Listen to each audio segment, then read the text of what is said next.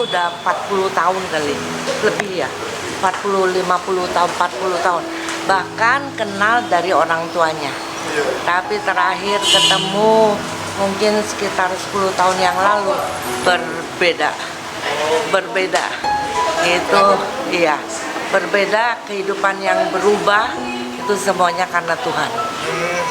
Dan setiap kali ketemu dengan Pak Chandra, pasti kita dimotivasi. Ini motivator yang tangguh.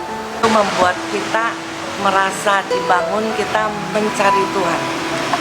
Luar biasa, kepribadian yang beda, luar biasa. Ya.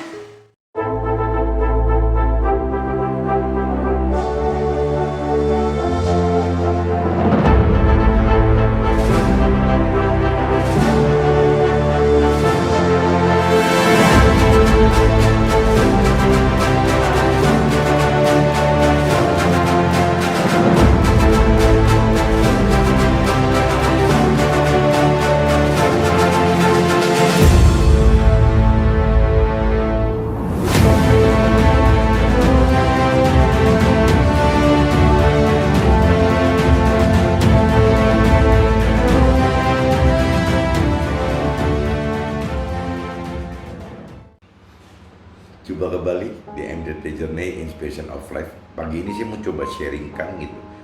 Tuhan berkati kita bila kita lepaskan genggaman apa yang digenggam urusan dunia yang ada di dalam kita gitu.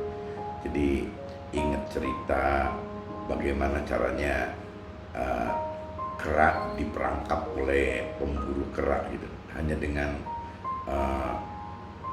buah kelapa, potong atasnya, dibikin lubang, dikasih makanannya kera, kacang atau segala macam.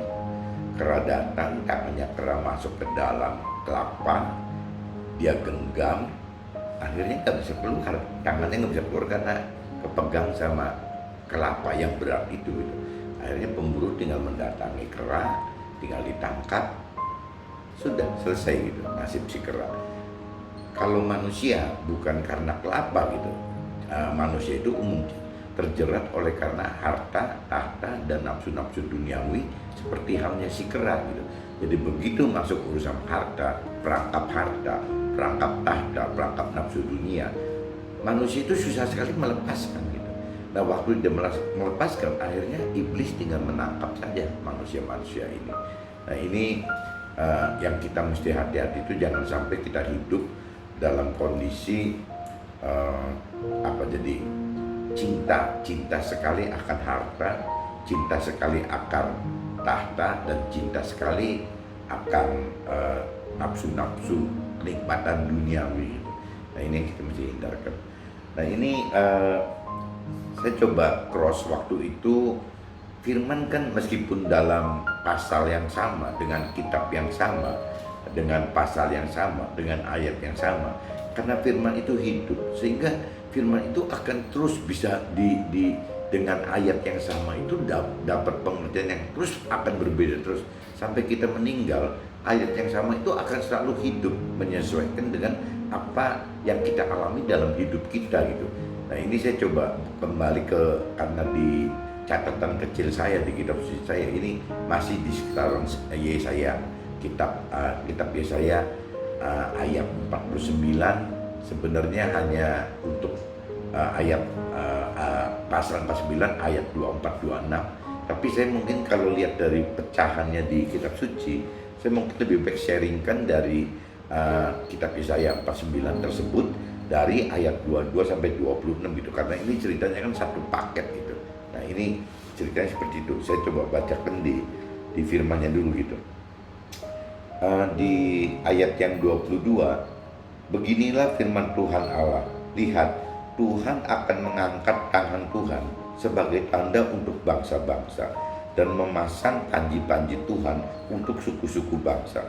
Maka mereka akan menggendong anak-anak kita laki-laki dan anak-anak kita perempuan akan didukung di atas bahunya. Firman ini Tuhan ingatkan bahwa apabila memang kita mengandalkan Tuhan gitu, jelas Tuhan akan menjaga kita, melindungi kita, dan mempromot kita, mempromosikan kita gitu. Jadi Tuhan sampai katakan bukan cuma kita saja, sampai ke level anak-anak kita. Anak-anak kita ini seolah-olah Tuhan akan gendong dan Tuhan akan dukung di atas bahunya, akan dipanggul di bahunya gitu. Nah itu Tuhan kita itu seperti itu. Jadi Tuhan kita itu tidak berhenti hanya untuk kita, tapi Tuhan kita itu akan berlanjut ke anak-anak kita, bahkan sampai ke cucu cicit kita gitu. Jadi paket Tuhan itu tidak cuma satu untuk kita, tapi otomatis berkait dengan turunan-turunan kita gitu. Itu memang pola kerja Tuhan seperti itu gitu. Sebaliknya sama, apabila orang tua kita, kakek kita, misalnya buyut kita dulunya mengalami kendala, ya dampaknya pasti akan ke kita gitu sebagai turunan-turunnya, karena kembali ke paket Tuhan itu memang seperti itu. Jadi satu paket gitu, satu keluarga itu satu paket. Di sini disebut maka raja-raja akan menjadi pengasuhmu dan permaisuri-permaisuri mereka menjadi inangmu. Nah ini mungkin diumpamakannya jadi pembesar-pembesar gitu, pejabat-pejabat ya akan ngedukung kita gitu, akan membantu kita untuk ini. Benar. Kalau pagi saya kadang-kadang bawa Boris ke kantor, akhirnya si Boris gangguin terus gitu, berisik keliningannya, kadang-kadang apa-apa digigitin karena masih kecil. Boris sini, Boris sini. Nih teman-teman, mau lihat Boris nggak? Ini yang ganggu berisik terus nih berapa hari ini. Kalau tidak dibawa ke kantor, di rumah nggak ada temennya. Dibawa ke kantor nggak mau diem, ini benar-benar hiperaktif. Jadi sorry kalau keganggu atau agak berisik gitu. Oke, saya lanjutkan lagi. Maka raja-raja akan menjadi pengasuhmu dan permaisuri-permaisuri mereka menjadi inangmu. Ini perumpamaan saat itu gitu ya, zamannya raja. Kalau zaman sekarang mungkin raja-raja itu mungkin pejabat, pembesar atau atasan-atasan kita mungkin ya, seperti itu. Dan kalau diumpamakan di sini permaisuri-permaisuri mereka menjadi inangmu. Permaisuri berarti istri-istri keluarganya, mungkin keluarga mereka juga akan support kita gitu. Ya kurang lebihnya begitulah. Mereka akan sujud kepada kita dengan mukanya sampai ke tanah dan akan menjilat debu kaki kita. Maka kita akan mengetahui bahwa Tuhanlah Tuhan. Jadi maksudnya waktu kita ini, coba saya habisin dulu ya. Dan bahwa orang-orang yang menantikan Tuhan tidak akan mendapat malu. Jadi maksud dalam firman ini saya tangkap seolah-olah apabila kita memang mengenal dan mengerti akan Tuhan, kita juga taat, berani melakukan firman Tuhan gitu, ya otomatis balasan Tuhan seperti itu gitu. Jadi ya mereka tadi gitu ya, pembesarnya, pejabatnya, ya atasan kita gitu, bahkan keluarganya semua juga support kita gitu. Nah kenapa? Karena nanti kita akan tahu, kita pribadi akan tahu bahwa kenapa ya mereka kok bisa begitu hormatnya ke kita, kenapa mereka kok bisa support kita. Maksud Tuhan, ini karena aku loh, Tuhan bilang seperti itu. Ini karena aku lah, Tuhan yang menyertai kita gitu. Maksud Tuhan seperti itu dalam hal ini. Jadi ini cerita Tuhan melalui ketaatan kita ke Tuhan gitu.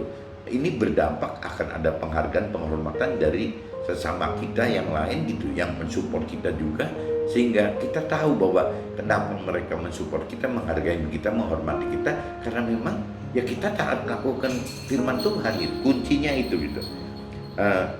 Di sini di ayat 24-nya, dapatkah direbut kembali jarahan dari pahlawan, atau dapatkah lolos tawanan orang dagang? Nah, Tuhan cuman ingetin aja, emangnya ada gitu yang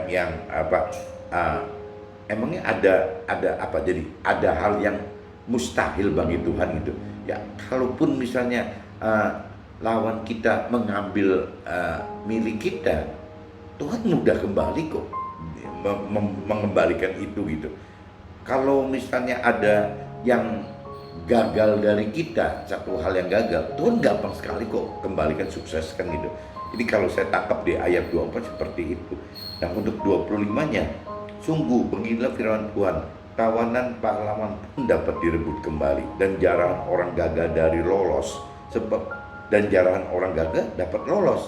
Jadi Tuhan tekankan di sini bahwa kalau kita taat melakukan firman Tuhan, ya musuh kita menawan kita pun ya Tuhan dapat loloskan gitu. Bahkan apa yang dijarah, harta kita yang dijarah gitu oleh orang lain itu, ya Tuhan juga bisa balikan lagi kok, mudah sekali gitu. Nah, dan di sini sebab Tuhan sendiri akan melawan orang-orang melawan kita, dan Tuhan sendiri akan menyelamatkan anak-anak kita. Nah ini Tuhan ingatkan kembali, apabila kita hidup di dalam Tuhan, di jalan Tuhan, dalam arti kata melakukan firman-firman Tuhan gitu, otomatis sebelum melakukan harus mengerti firman Tuhan dulu gitu, dan kita hidupkan roh Tuhan di dalam kita, ya Tuhan akan menjadi pelindung kita gitu, Tuhan akan menjadi penyelamat kita, penolong kita yang terus sangat setia menyertai kita gitu. Bahkan Tuhan selalu tekankan di sini, bukan cuma kita loh, ya turunan kita gitu, anak-anak kita, turunan kita, cucu-cucu kita gitu. Jadi Tuhan itu kembali yang tadi dikatakan satu paket. Memang Tuhan itu porsinya satu paket. Itu sukanya gitu, sukanya itu juga satu paket. Tapi juga sama kalau mengalami dukanya juga satu paket gitu. Sehingga kalau memang orang tua kita atau kakek kita pernah berbuat yang tidak sesuai firman, ya dampaknya pasti ada di kita. Nah, bagaimana kita menebus itu kan? Kalau kita udah menebus itu sampai Tuhan bisa pulihkan kita balik. Nah, waktu kita taat Tuhan, ini dampaknya kembali keturunan kita juga akan menikmati sukanya gitu. Jadi kita mungkin awalnya duka karena nutupin kesalahan orang tua kita atau kakek kita, tapi setelah kita melakukan itu, kita kan dipulihkan sama Tuhan.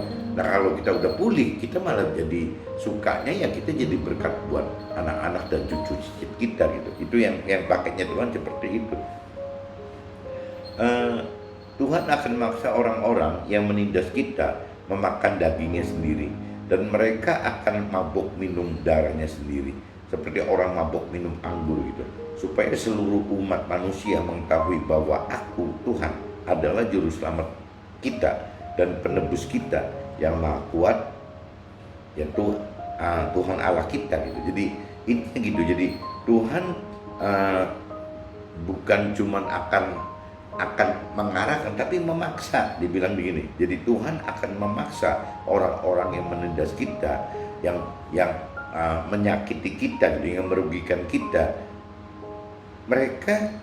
Mereka akan mabuk minum masalahnya sendiri. Mereka akan tertimpa masalahnya sendiri, seperti yaitu orang-orang yang kalah, mabok gitu, ngadapin masalah-masalahnya dia sendiri gitu.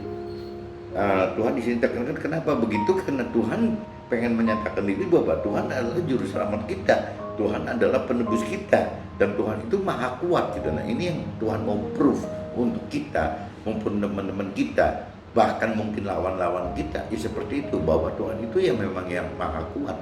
Segala gelar maha kan milik Tuhan, hanya milik Tuhan gitu.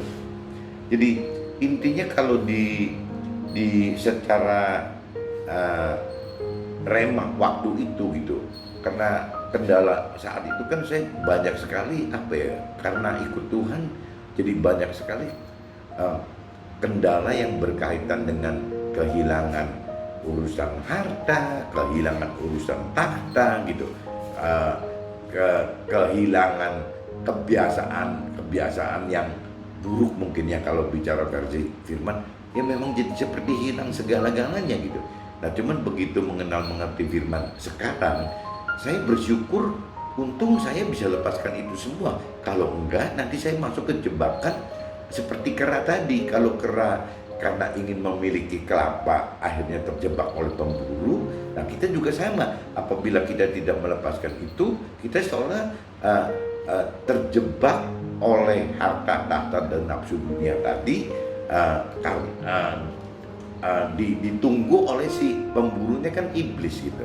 Jadi ya bersyukur gitu kalau memang kita sudah mengenal mengerti Tuhan secara lebih, ya ada hal-hal kehilangan pun malah menjadi satu plus point gitu, malah menjadi poin keberuntungan, karena yaitu pengenalan pengertian akan firman itu bisa melebihi dari ya cuman urusan kehilangan gitu. Mungkin secara firman seperti itu gitu. Nah kalau secara apa yang saya rasakan di kehidupan saya gitu, tentang Tuhan berkati kita bila kita lepaskan genggaman kita gitu. Nah ini saya cerita mengenal dan mengerti firman Tuhan secara lebih, menghilangkan pikiran dan perasaan akan kehilangan harta dan tahta serta nafsu duniawi gitu.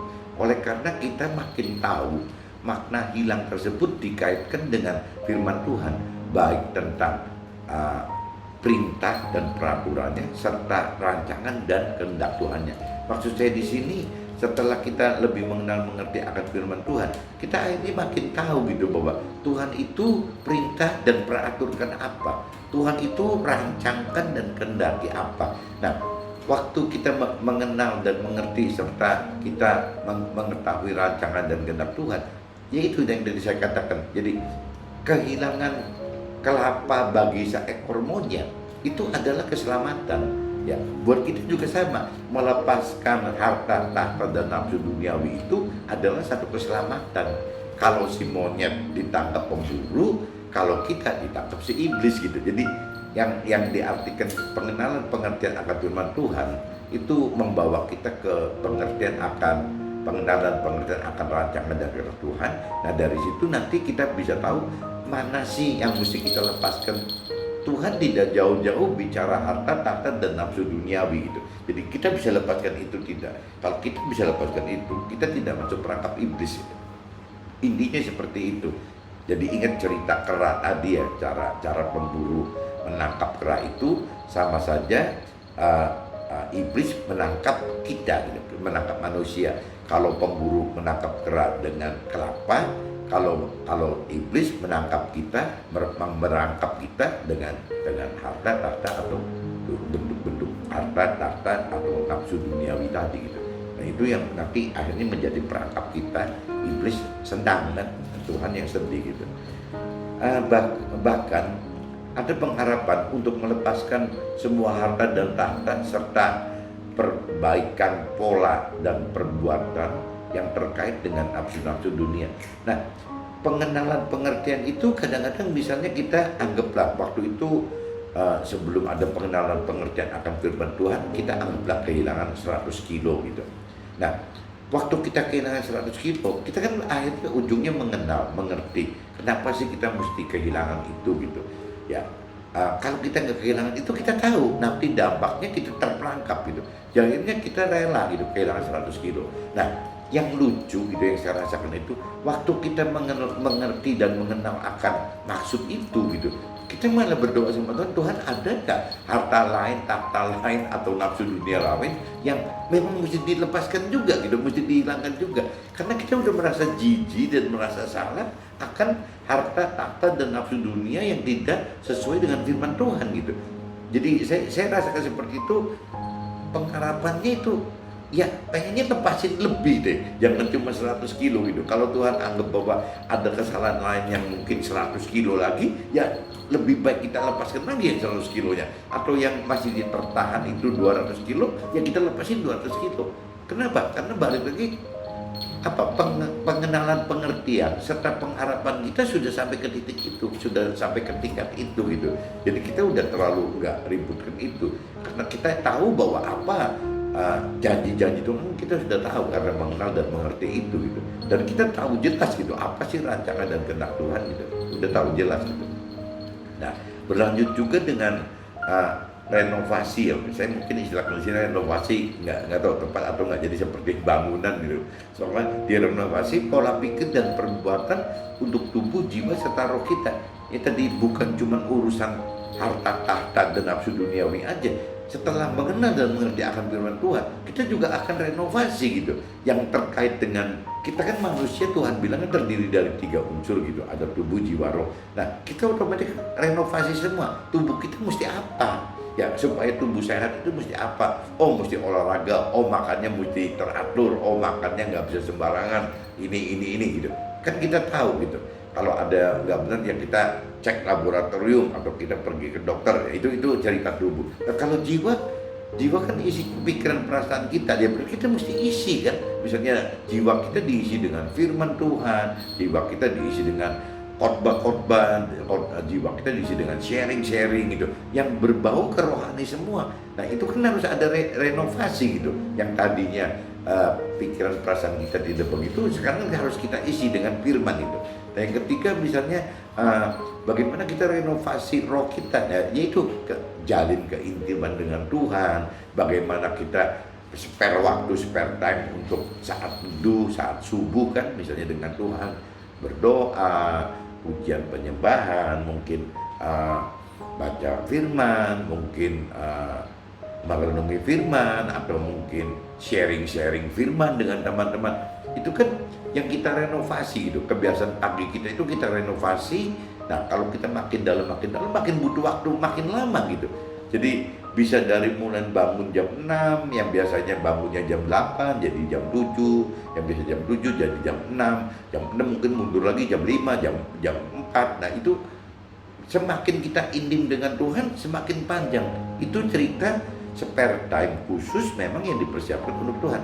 Tapi bisa nggak dalam kehidupan kita sehari-hari ya kita libatkan Tuhan juga gitu, dari pengen paginya, mau siangnya, mau sorenya, saat kita kerja atau saat kita nyetir mobil atau saat apapun juga ya kita bisa libatkan Tuhan nggak? Nah, ini kan renovasi dalam bentuk roh gitu. Roh itu kan berarti kan bagaimana menghidupkan roh Tuhan di dalam kita. Jadi benar-benar kita dengan Tuhan itu jadi menyatu gitu. Nah, itu renovasi yang kita bisa jalankan. Itu kan ada 3, renovasi di tubuh kita, renovasi di jiwa kita, renovasi di roh kita gitu. Ini coba teman-teman renungi lebih dalam deh.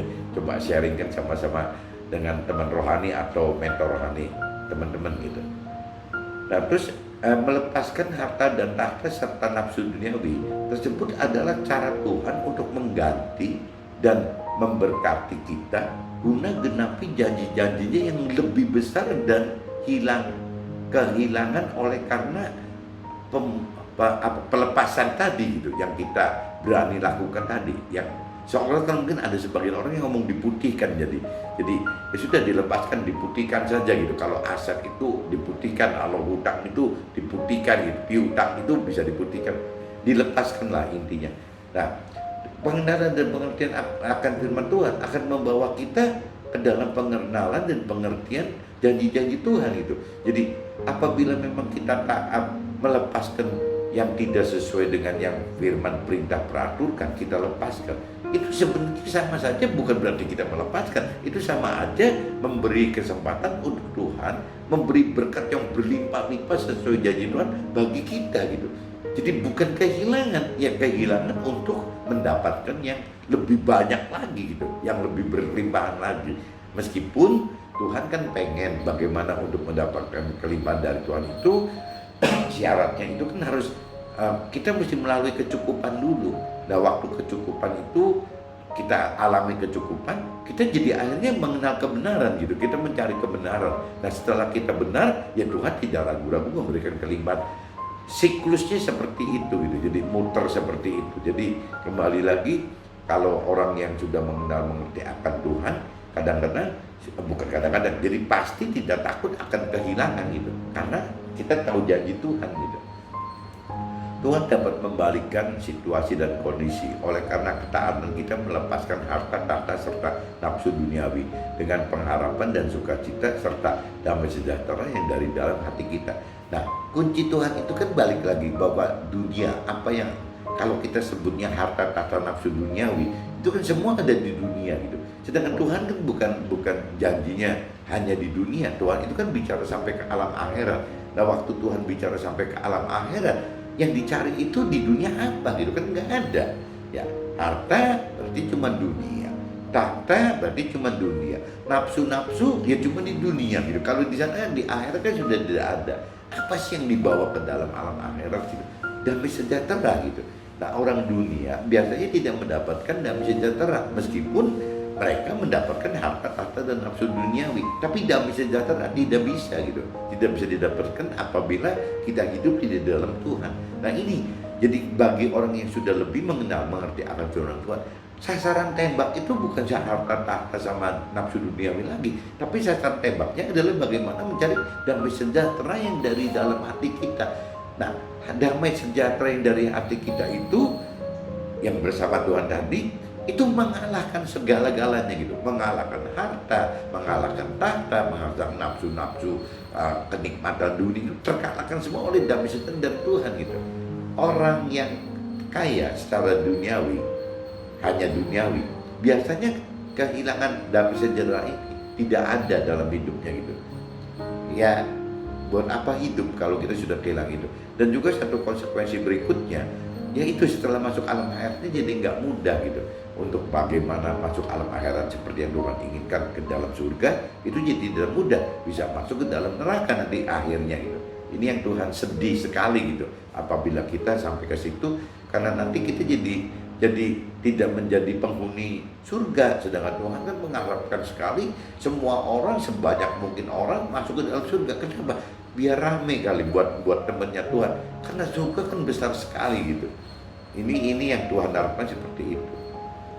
Damai sejahtera dalam hati kita oleh karena Tuhan inilah yang akan menjadi bukti bahwa Tuhan kita adalah penyelamat dan penebus semua permasalahan hidup kita oleh karena kuasa dan keagungannya Tuhan sendiri gitu.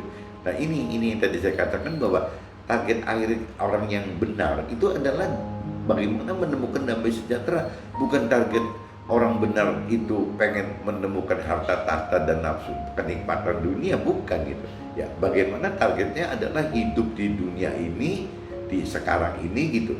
Dalam arti kata bagaimana bisa menikmati damai sejahtera yang akan terbawa terus gitu sampai masuk ke alam akhirat. Ini sasarannya orang benar gitu. Jadi tidak bisa dipungkirin kalau kita masih terlalu mencintai harta, mencintai tahta dan mencintai nafsu dunia, ya kita sulit gitu untuk mendapatkan damai sejahtera yang dari Tuhan gitu. Nah, damai sejahtera ini yang tadi dikatakan bisa menjadi penyelamat dan penebus semua permasalahan hidup kita gitu, karena memang udah nggak ada masalah gitu, karena ada damai sejahtera di dalam hati kita. Nah, kenapa kita bisa dapat damai sejahtera? Ya karena kuasa Tuhan dan keagungan Tuhan yang nampak melalui kita, kehidupan kita. Mungkin pagi ini saya coba sharing seperti ini dulu teman-teman, mudah-mudahan menjadi tangkap. Jadi ingat ceritanya, paling inti itu bagaimana kita harus kalau memang kita sudah lebih mengerti firman Tuhan, melepaskan harta tahta dan nafsu kenikmatan dunia itu bukan kehilangan, itu untuk mendapatkan yang lebih lagi, mendapatkan yang nilainya lebih dari harta, dari tahta atau dari kenikmatan dunia. Nah, ini kita mesti rela dan juga mesti ingat cerita si kera tadi dengan pemburu. Jangan sampai kita karena cinta kelapa, si kera cinta kelapa akhirnya terperangkap oleh pemburu karena tidak mau melepaskan genggaman tangan di perangkap kelapa tadi. Nah, untuk manusia juga sama. Jangan sampai nanti kita terperangkap oleh pemburunya si iblis gitu kan, pemburu manusia kan iblis gitu. Nah, gara-gara apa? Gara-gara terperangkap oleh harta, tahta dan nafsu kenikmatan dunia tadi gitu. Oke, teman-teman, mudah-mudahan bisa ditangkap maksudnya dan bisa berguna. Mudah-mudahan kita temukan damai sejahtera yang Tuhan sudah sediakan buat kita. Oke, see you. Bye-bye.